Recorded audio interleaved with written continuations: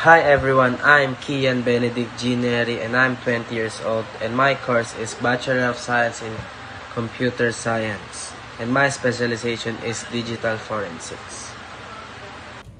Good day, I am Kevin Christian J. Geronimo. Hi, I'm Zachary Rafael B. Ayuson, student from Com 240. Being a Nationalian is more than just a name. It's a way of life. Leadership and service means helping others and guiding them to do good things. Leadership is when someone sets a good example and makes sure everyone works together to reach a goal. You don't need a title or to be the boss.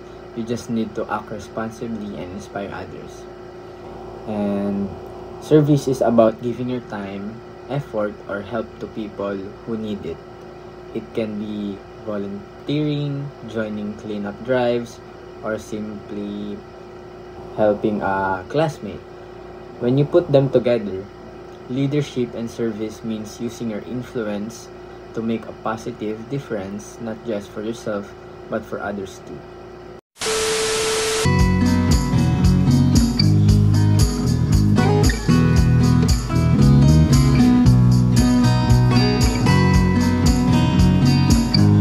We lead not only in the classroom, but in life.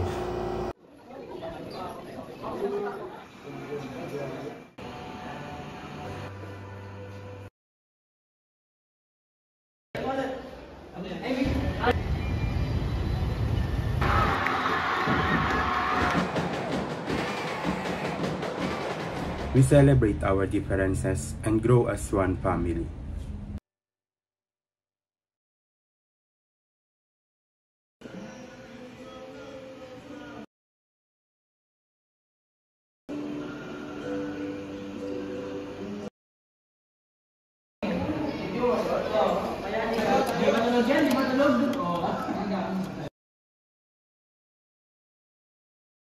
This is where we found our second home.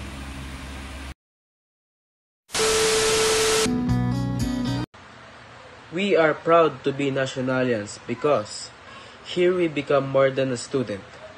We become future leaders, dreamers, and change makers.